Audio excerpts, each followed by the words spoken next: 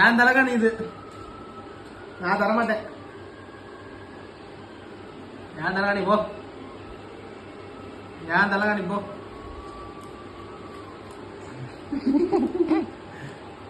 ஏன் தலகாணி நான் தரமாட்டேன். ஏய் போடா, குச்சிடுறா.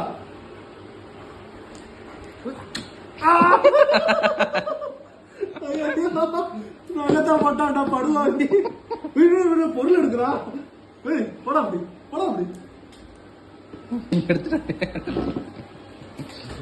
ஓ சமையல் நல்லா போடுறான்டா பாவி.